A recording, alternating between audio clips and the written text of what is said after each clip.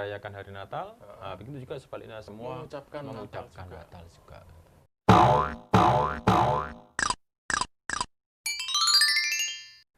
Oke, assalamualaikum warahmatullahi wabarakatuh. Salam sejahtera bagi kita semuanya.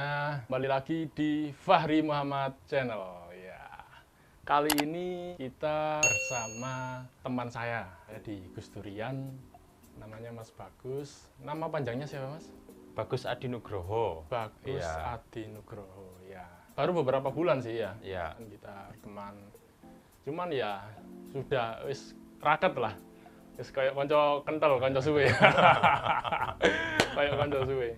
Dia adalah seorang pengajar atau guru ya. Iya. Seorang guru di salah satu sekolah Katolik di Malang ya. Di Kota Malang. Di Kota Malang. Nanti kita cerita-cerita sama Mas Bagus. Ya, khususnya tentang dunia pendidikan ya. Dan juga keberagaman. Nah, kira-kira Mas Bagus di SMA Katolik itu suasana tentang keberagamannya itu seperti apa? Nah, kan, akhirnya kita ngomongin keberagaman dalam konteks pendidikan. Seperti Dalam itu, bidang Mas, ya. pendidikan. Oke, Mas Bagus, mungkin bisa diceritakan langsung, Mas. Awal Mas Bagus bisa jadi pengajar di sana itu seperti apa? Oh, Mungkin ya. dari situ dulu lah, Mas. Oke. Ya, saya mulai ketika begitu saya lulus. Mas Bagus ini asalnya asalnya dari Jombang. dari Jombang ya? Iya, Jombang. Asalnya dari Jombang, kemudian Jombang. jadi jemaat di sini di Tejowangi. Di Tejowangi ya karena Karena- saya kecantol babon. Oh, istri. Iya, Istri. betul. Istrinya orang sini ya, sini, Tejowangi, orang Tejowangi. Nah, Ya, akhirnya ya saya harus di sini Oke. dan juga setelah itu saya harus mencari kerja lagi di Malang. jadi di sini dulu apa udah dapat kerjaan dulu? Sudah dapat kerja dulu di Jombang sana. Oh, di Jombang. Iya, di Jombang Sudah. kerja Guru kerja juga? guru juga juga di sekolahan SMP Katolik di Jombang. Sama Ah, juga. iya. Terus ya akhirnya setelah itu ya saya harus mengikuti istri dan akhirnya ke Malang. Oh, Begitu. iya, iya, iya. Dan akhirnya ya saya diterima di salah satu SMA Katolik di Malang. Di Malang. Betul. Itu pengalaman. Kenapa di Malang? Di Pasuruan nggak ada? Di Pasuruan ada, tetapi saya memilih di Malang karena mungkin pertama istri saya juga kerja di Malang. Oh, istri kerja di Malang. Iya, kerja di Malang. Ya, kalau saya kerja di Pasuruan, nah, akhirnya kan mencar lagi. Iya, iya. Makanya saya pilih di Malang. Ya, akhirnya ya saya tetap memilih sekolah Katolik. Ya, ternyata diterima di salah satu SMA Katolik di Kota Malang. Oh, iya, iya. Ya, Dari tahun berapa, Mas? saya mulai kerja ya diterima itu tahun 2016. 2016. 2016. Sebelumnya Mhm. di Jombang saya itu mulai 2009 sudah mengajar. Oh, sama ya SMA Ya, ya? di SMP kalau di Jombang. Oh, di Jombang Iya, di SMP. Jombang di SMP ya sama-sama di Katolik. Kemudian di Malang, Heeh. ini SMA. SMA-nya. Mungkin kalau Mas Bagus nanti pindah lagi, bisa jadi dosen kayaknya. Kayaknya bertahap terus gitu Mas ya. Ya, doakan saja. Terus pindah lagi gitu kan, dosen S2. Nah, amin, amin, amin. Diamini saja Oh, gitu. iya, Ya. iya, iya. Terus namanya belajar. Oke. Apakah di SMA Katolik Malang ini memang harus orang Katolik yang beragama Katolik semua? Oh, tidak. Enggak. Enggak. Jadi ketika saya begitu masuk di salah satu SMA Katolik di Malang Iya. dan ternyata yang pada saat itu pengajarnya itu juga tidak semua orang Katolik. Ya. Jadi Pengajarnya pun beragam ya. beragam. Tidak hanya orang Katolik Iya. saja. Bisa ada Kristen, Muslim. Berarti SMA-nya nggak membatasin agama ya? Iya, enggak membatasi. Enggak membatasi. Ya, memang karena memang mungkin agamanya yang pengajarnya mungkin berbeda dari sekolah induknya. Nah, itu tetapi ya memang ciri-ciri Katolik itu memang harus ditonjolkan. Jadi ciri-ciri Katolik salah satunya adalah kedisiplinan. Kedisiplinan. Betul. Oke, ya. Dan di sekolah kami itu ada 3 pilar yang harus menjadi penyokong dari sekolah kami. Apa aja itu? Yang pertama itu adalah doa. Okay. Entah itu agamamu apa, ya kan? Ya, kita diharapkan itu menjadi pendoa. Menjadi pendoa. Jadi menjadi pendoa. Entah kamu agamamu apa. Nah, kalau orang yang suka berdoa, dia kan pasti komunikasinya dengan Tuhan kan lebih intens. Oh gitu. Nah, sehingga rasa spiritualnya itu lebih masif, kuat. Okay. Itu tidak hanya bagi guru karyawan, tapi juga murid. Jadi murid ini juga harus itu ditanamkan jiwa pendoa. Sekali lagi entah agamamu apa. Iya. Itu yang pertama, Mas. Oke. Yang kedua adalah persaudaraan. Persaudaraan. Jadi kita semua bersaudara. Paseduluran, ya. Oke. Di sini kita semua bersaudara, tidak memandang kamu agamanya apa, kamu dari etnis apa, warna kulitmu apa. Iya. Nah, kita bersaudara. Jadi apapun yang kita mungkin berbeda, tapi kita bersaudara, tetap bersaudara. Jadi itu yang kedua, pilar yang kedua. Dan yang ketiga, Mas, pelayanan. Oke. Jadi doa, persaudaraan, dan pelayanan. Ini mungkin yang saya belum bisa bayangkan. Pelayanan ini seperti apa? Nah, pelayanan ini buat siswa juga kan? Iya, bukan buat hanya karyawan. Tidak hanya pendidik dan karyawan juga, tapi buat siswa juga. Di sini pelayanan itu sangat penting. Kenapa? Karena pelayanan nanti bisa yang pertama melayani Tuhan. Jadi sekali lagi apapun agamamu, kamu harus melayani Tuhan. Ya, melayani Tuhan dan juga selanjutnya melayani sesama. Nah, jadi begitu itu yang menjadi pilar bagi sekolah kami. Jadi pilar sekolah kami ya itu tadi 3 itu. Pendoa, doa, persaudaraan dan juga pelayanan. Efeknya, Mas? Efeknya nanti siswa ini dia akan tidak hanya menjadi siswa yang secara cerdas, secara intelektual, tetapi juga kita juga secara emosional, ya spiritual juga begitu. Jadi kalau hanya sekarang kan kalau hanya orang cerdas tapi tidak punya emosional dan juga spiritual, ya buat apa, Mas? Iya.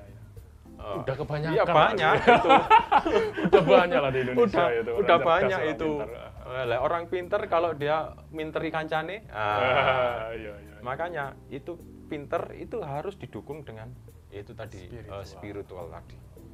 Jadi itu yang kami harapkan anak-anak itu supaya tidak hanya pintar ya, tapi juga dia bisa secara spiritual dan emosional itu dia bisa mengimbangi dan nanti menjadi sumbangsih terhadap bangsa dan negara.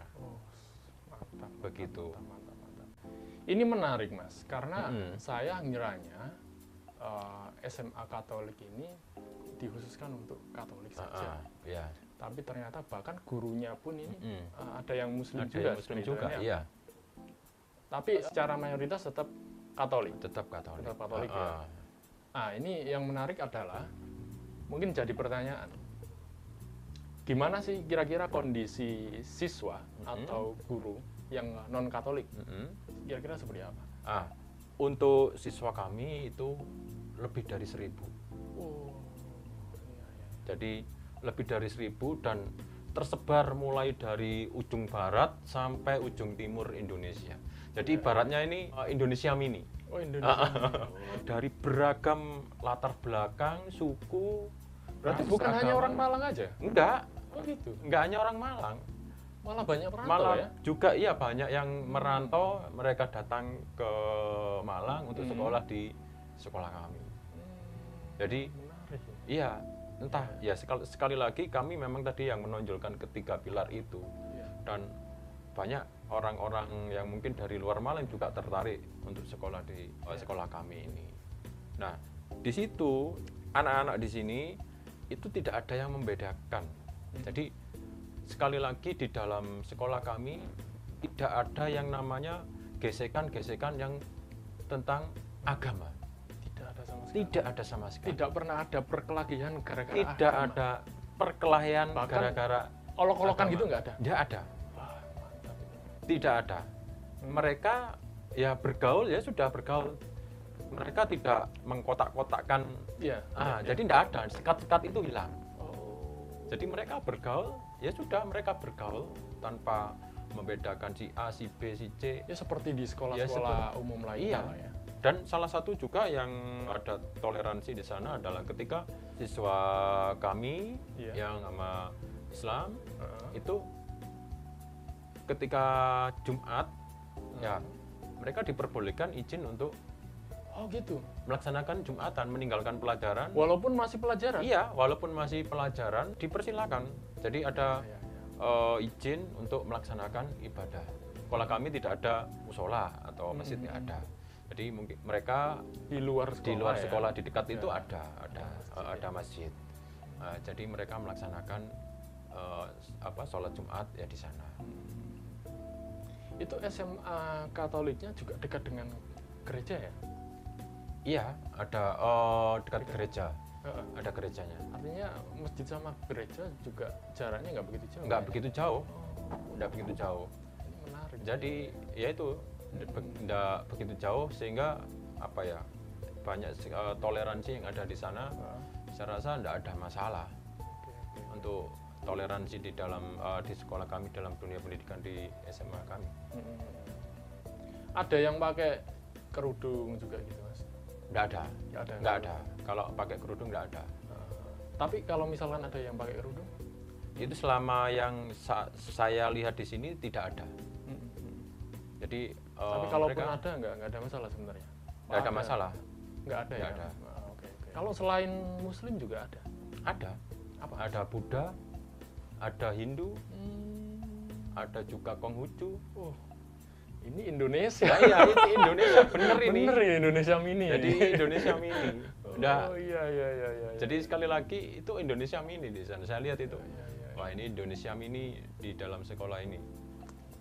Oke, sambil ngopi, Ayo, Mas. Kopi dulu ya. Seruput kopi dulu. Seruput kopi dulu. Mantap kopinya nih. Iya. Ini menarik, teman-teman semuanya.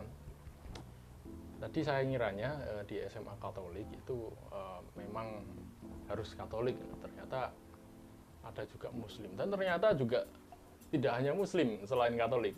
Tapi banyak lagi. Iya. Hindu. Beragam di sana. Iya. Toleransi lainnya yang pernah terjadi apa, Mas? Toleransi. Selain tadi siswa yang ingin sholat Jumat diperbolehkan. Nah, toleransi yang lain mungkin ketika ada suatu biasanya seremoni ketika merayakan hari besar, itu kami mengucapkan hari besar kepada siswa-siswa yang ketika biasanya di lapangan ketika pas pada waktu upacara kan kalau selama ini kalau sekarang kan anak-anak belajar dari rumah karena masa pandemi ini. Iya. Kalau dulu itu ketika setelah selesai libur biasanya setelah hari besar itu di lapangan ya anak-anak itu yang beragama non Katolik biasanya itu diberi ucapan selamat kepada teman-teman yang lain gitu. Begitu juga sebaliknya ketika rayakan hari Natal, begitu juga sebaliknya semua mengucapkan Natal juga. Ada mata pelajaran khusus enggak untuk keberagaman itu? Kalau mata pelajaran khusus tidak ada. Ya.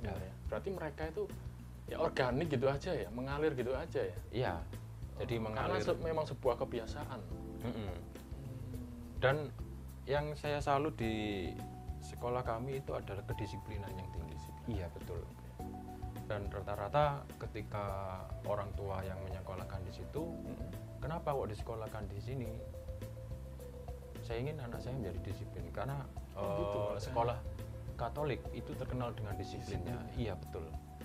Kan ada prosesnya Mas. Ada proses ketika anak kena pelanggaran atau apa, anak kena pelanggaran terus sampai bisa dikeluarkan dari sekolah itu ada proses yang harus. Ada proses. Iya. Jadi tidak serta merta langsung tiba-tiba ketika pelanggaran langsung dikeluarkan. Jadi ada tahap Peringatan. Iya betul. Gitu ya. Peringatan, pemanggilan orang tua, begitu. Di mata kami semua siswa ini adalah anak-anak bangsa. Anak-anak bangsa yang harus kami didik.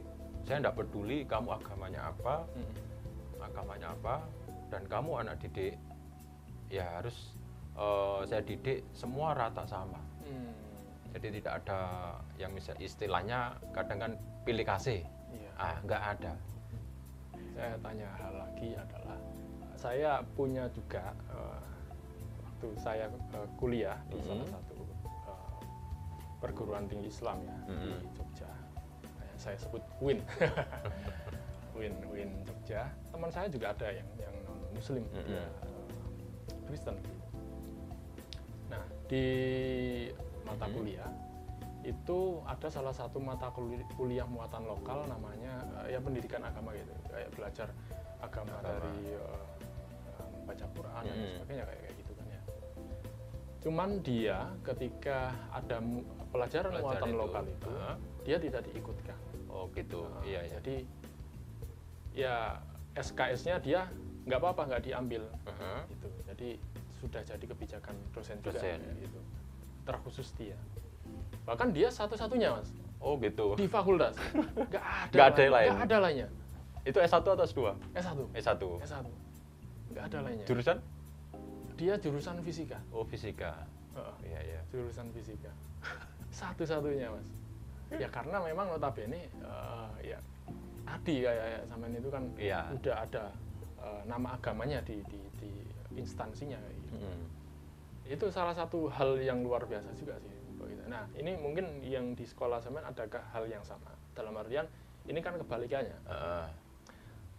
Ada salah satu pelajaran misalkan muatan lokal khusus Katolik. Mungkin ada ya. Ya pelajaran ada, agama. Itu kan pelajaran agama. Kemudian orang yang non Katolik itu apakah tetap ikut pelajaran itu atau diperbolehkan tidak mengikuti atau seperti apa? Kalau kami memang kan basisnya Katolik, ya kan. Tapi mulai dari awal itu memang sudah ada perjanjian dengan orang tua bahwa nanti memang pelajaran yang diberikan di sini agama Katolik, Mas. Tapi basic sekali lagi pelajaran di sini bukan tentang nanti mengkatolikan. Oh ya. Jadi ini masalah budi pekerti istilahnya. Iya betul. Oh. Budi pekerti. Pelajarannya iya betul. Dan saya lihat juga ini tentang memang budi pekerti antara baik dan buruk gitu. Jadi dipelajari oleh agama apapun nggak masalah. Ya. Nggak masalah. Bahkan ketika yang jurusan nanti bahasa, jurusan bahasa itu nanti kelas 3, kelas 12. Ya pada waktu tahun kemarin itu kan karena masih ada ujian nasional. Ya, itu ada yang namanya bahasa Arab. Jadi semua satu kelas bahasa itu belajar bahasa Arab, menulis. Mulai alif ba ta. Iya betul. Untuk kelas bahasa loh ya. Jadi ada dia menulis mulai dari awal, mulai dari nol.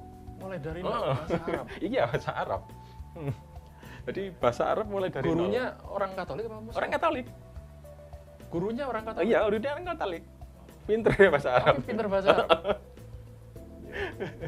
Jadi orang Katolik dia mengajar bahasa Arab. Dan anak-anak juga belajar bahasa Arab. Iya. Itu menulis mulai dari nol alif ba ta itu. Mereka akhirnya bisa, mereka senang sekali. Oh, ternyata bisa cara menulisnya mulai dari kanan toh. Itu. Cara menulisnya seperti ini ya. Jadi seperti itu. Untuk yang jurusan bahasa. Mereka senang sekali menulis. Bahasa Arab, bahasa Inggris, bahasa Indonesia ya. Oh, di sana ada bahasa Prancis, Mandarin. Oh, ada bahasa Prancis juga. Bahasa Prancis, bahasa Mandarin, Jerman juga ya. Jepang. Woi, banyak sekali. Gak mumet itu siswa. Banyak sekali kan mereka milih toh. Mereka milih kira-kira minatnya di mana. Jadi tidak maksudnya tidak yang mungkin yang umum kan bahasa Inggris. Nah, itu kan masih umum. Ya kan nanti mereka peminatan kan mereka milih. Ini dari tadi saya belum nanya loh. Mas Bagus ini ngajar apa sih? Saya lebih ke apa Mas ngajarnya? Saya ngajar Atau bahasa umum? Indonesia. Oh, bahasa Indonesia. Dan saya juga dulu ketika kuliah ya belajar bahasa Arab. Oh, Loh iya, wajib. malah wajib. Wajib bahasa Indonesia. Dulu itu MKU, mata kuliah umum itu ada yang namanya bahasa Arab. Ya, saya belajar bahasa Arab, menulis mulai dari nol. Berarti bisa bahasa Arab kan ya? Dulu itu ketika di awal semester itu wajib itu memang harus diambil MKU. Karena kan saya kan jurusan bahasa Indonesia, karena nanti digunakan menganalisis kitab, surat-surat. Oh, Jadi iya. surat-surat itu kan kebanyakan nanti kan bahasa menggunakan Arab gundul. Surat. Ya, kitab-kitab itu loh, kitab-kitab dari peninggalan kerajaan. Oh. Dari itu kan di situ kan dituliskan dalam bahasa Arab. Nah, harapannya setelah mempelajari itu nanti bisa Membaca itu. menerjemahkan. Iya, isinya apa. Jadi begitu. Tujuannya seperti itu. Memang sekali lagi ketika memang belajar bahasa Arab itu ya bukan maksudnya belajar agama Islam bukan. Bukan. Tapi belajar ya menulis dan juga menganalisis naskah-naskah kuno. Itu tujuannya. Nah, di pelajaran agama Katolik itu nggak ada kutipan dari kitab Alkitab itu nggak ada. Ada. Jadi ada juga kutipan-kutipan yang itu kan memang untuk universal gitu loh. Yang untuk universal antara baik dan buruk gitu. Jadi seperti itu. Jadi ada. Jadi enggak ada kutipan ya ini loh yang baik, ini yang buruk. Sehingga tahu gitu. Iya. Jadi istilahnya bukan secara ya lagi-lagi bukan mengkatolikan gitu. Bukan mengkatolikan. Jadi sekolah kami bukan mengkatolikan, memang basisnya sekolah Katolik. Basisnya Katolik, mayoritas juga Katolik ya. Ngomong-ngomong katanya kepala sekolah SMA Katolik ya, itu seorang Romo ya. Ya. Apakah kepala sekolah itu harus seorang Romo di SMA Katolik? Oh, untuk sekolah Katolik itu memang tidak harus, ada yang memang Romo, ada yang tidak. Jadi tergantung dari kebijakan dari yayasan di sana. Jadi tidak semua itu Romo. Jadi ada yang orang awam ada. Tapi mungkin ada yang sekolah ini di sekolah Katolik A misalkan. Nah, itu memang kepala sekolahnya nanti harus Romo. Mungkin sekolah Katolik B di sini ini tidak harus Romo. Jadi beda bisa. Ya, teman-teman, mungkin nanti bisa komentar di bawah. Ini kita coba menggali ya Mas ya, tentang sebuah keberagaman, karena ini adalah Indonesia yang tidak hanya dihuni gitu oleh satu agama gitu kan. Nah, ini adalah salah satu bentuk ya, tadi kata Mas Bagus adalah Indonesia mini dengan keberagaman agama, tapi tetap bisa akur, tidak pernah ada masalah. Ya, tidak ada masalah. Ya. Dan bukan hanya gurunya tapi siswanya juga kayak gitu. Nah, Mas, karena SMA Katolik, ketika hari raya Natal misalkan itu ada perayaan juga di SMA-nya. Ada perayaan. Dan yang lainnya ikut selain Katolik. Kan ada yang namanya. Ini bukan ibadahnya ya? Bukan. Kan ada misa sendiri, ada perayaan sendiri. Oh gitu. Jadi kalau untuk yang misa, mungkin yang agama mungkin Muslim itu tidak ikut. Tidak ikut. Tapi kalau perayaan itu biasanya itu memang kadang dibagi per kelas, ya. Ada per kelas, mungkin tukar-tukar kado atau apa. Setelah itu ketika perayaan ya sudah mereka perayaan. kado Kado. itu hanya untuk yang sesama Katolik aja ya? Enggak, semua. Oh semua? Karena itu kan Oh, semua? ini kan karena ini kan lingkupnya kan bukan misa. Jadi Oh yang masuk rangkaian perayaan itu? iya, perayaan itu kan nanti mungkin satu kelas ini dia bawa kado, nanti ditukarkan, seperti itu. Jadi ya lucu Mas kalau dia ndak kasihan juga nanti ketika ndak dapat kado dia lah. Dan itu mereka bawa sendiri-sendiri? Mereka bawa sendiri-sendiri. Mungkin ditentukan nominalnya berapa, ringnya berapa, ringnya berapa. Jadi itu. Jadi sekali lagi kalau memang pas waktunya misa, ya untuk yang Muslim ya tidak ikut. Oh gitu. Ya, tidak ikut misa. Karena ini kan ibadat, ya? Iya, Ibadah, betul. bukan perayaan gitu. Kalau perayaan ya silakan Bebas ikut, lah ya. bebas. Karena ini kan ibadat. Enggak ikut. Itulah yang disebut lakum dinukum waliyadin. Karena saya juga sempat lihat berita kemarin, Muslim Palestina itu kan juga merayakan Natal. Ya mereka kan perayaan, bukan ikut Perayaan, ibadah. Betul itu. Iya, Mereka kan ikut Statement merayakan, mereka iya. benar. Jadi saudara saya bahagia, saya juga ikut bahagia gitu.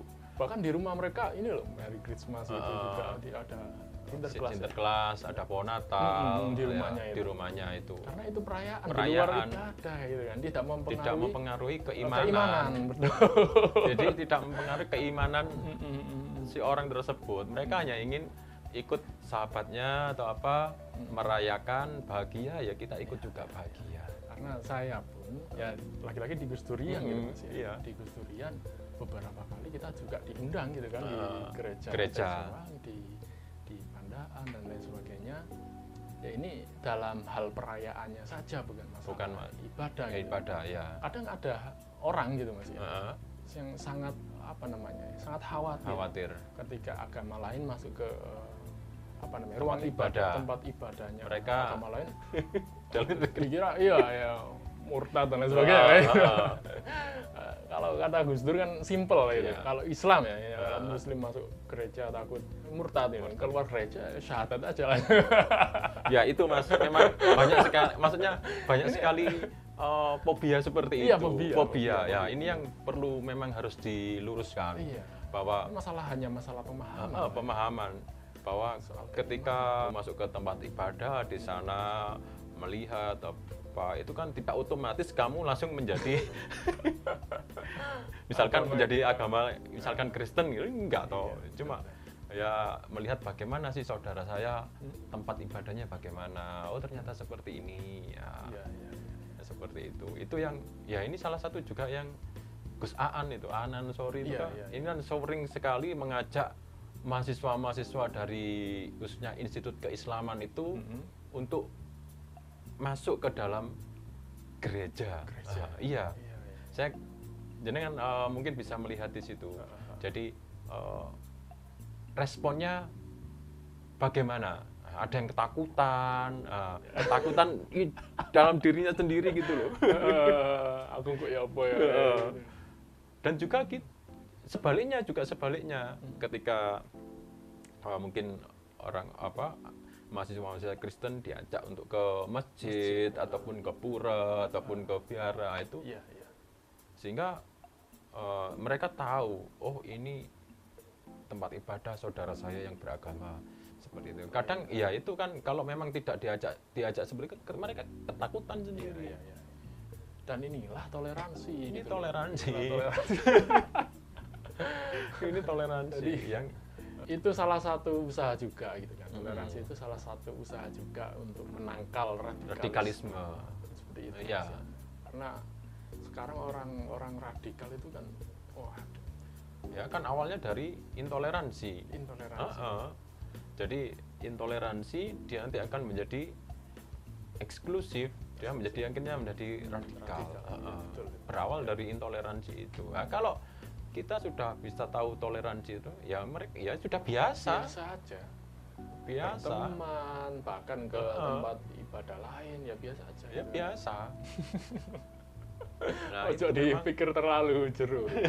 Ojo digawe repot lah cari Gus Dur. Gitu aja kok repot ya. Oke, Mas Bagus, ini sangat menarik sih sebenarnya. Mungkin satu pesan untuk teman-teman yang di sana, yang pertama mungkin yang masih mempunyai ketakutan atau kekhawatiran gitu untuk bahkan berteman aja gitu loh, bahkan berteman aja mereka takut duwe konco lain agamaku kok aku ketularan ya. Kemudian yang kedua tentang apa ya, posisi kita hidup di Indonesia dengan keberagaman ini. Mungkin itu aja Mas. Ya. Sekali lagi kawan-kawan semua, bahwa agama apapun pasti tidak akan mengajarkan tentang keburukan. Kita bergaul dengan teman-teman lain agama, itu akan juga membuka wawasan Anda. Jadi jangan takut. Bergaulah dengan semua orang. Dan juga kita akan mempunyai wawasan yang luas. Sehingga tahu, teman saya itu seperti ini, teman saya kalau ibadah seperti ini. Sehingga kita terbuka. Jangan teman-teman mempunyai pikiran yang terlalu sempit lah katakanlah. Itu ya mohon dihilangkan. Ya, sehingga kita sama teman yang lain itu tidak ada saling curiga atau apa. Jadi kita berteman tanpa harus membedakan agamamu apa, kamu rasmu apa, warna kulitmu apa, rambutmu seperti apa. Jadi bergaulah dengan semua teman yang ada. Saya yakin teman-teman itu pasti orangnya baik semua. Itu aja Mas, pesan saya. Siap. Ya. Terima kasih Mas. Yang beda jangan disamakan. Yang sama jangan dibedakan. Ya. Gitu Mas ya. Oke, terima kasih Mas Bagus. Terima kasih atas kehadirannya ke sini. Ini Mas Bagus juga sangat sibuk sebenarnya. Sudah lama saya ngontak ini. Ya, selamat Natal juga Mas ya. Ya, terima kasih Mas. Ya.